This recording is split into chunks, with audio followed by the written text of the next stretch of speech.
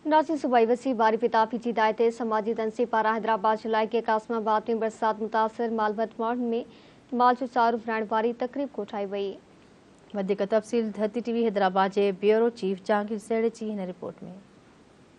Stock ऐं fisheries खाते वारे सूबाई वज़ीर बारी पिताफी जी हिदायतुनि ते हैदराबाद जे कासमाबाद वारे इलाइक़े में एक समाजी तंज़ीम दी राइज़िक फाउंडेशन तरफ़ां लाइव स्टॉक खाते सिंध जे सहकार सां बरसातुनि सबबि मुतासिर थियल मालवंद माण्हुनि में माल जो चारो विराइण वारी तक़रीब मुनक़िद कई वई। सिंध गवर्नमेंट जी बिलाल भुट्टो साहब वारी पीपल्स पार्टी क़यादत आहे, उन जूं कोशिशूं हुयूं माण्हुनि सां गॾोगॾु छो न असां जेको आहे सो जानवरनि खे बि राशन ॾियूं ऐं जानवरनि खे फाडर ॾियूं।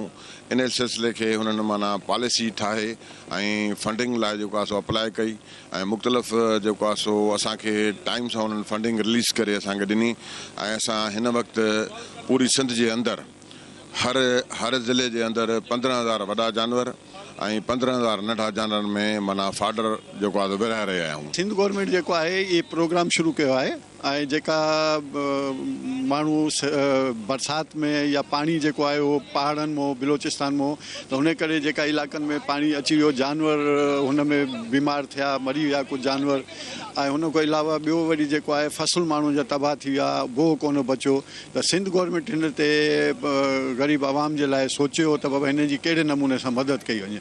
तक़रीब में 1000 खां वधीक भाॻियनि में बोह ऐं रोड ग्रास विरायो वियो। डोर टू डोर माण्हुनि खे ई प्रोवाइड कयूं पिया।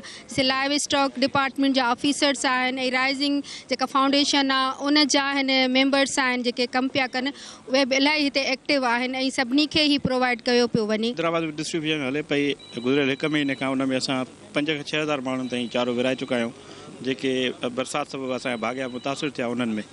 उन में हीउ जेको आहे असांजो रोड ग्रास आहे ऐं बू आहे उहो विराए चुका आहियूं ऐं हींअर तालको कासमाबाद ऐं तालको सिटी आहे जंहिंजा भाॻिया मुतासिर थिया आहिनि उन्हनि में असां हीउ चारो विराए रहिया आहियूं। गवर्नमेंट जी तरफ़ां मिलियो आहे ऐं हिननि जी वॾी महिरबानी आहे। असांखां कंहिं बि क़िस्म जो टको पैसो असां कोन भरियो आहे, असांखे मुफ़्त मिलियो आहे या असांखे हिकिड़े ग़रीबनि खे सपोर्ट आहे या साईं जिन जी महिरबानी आहे सभिनी।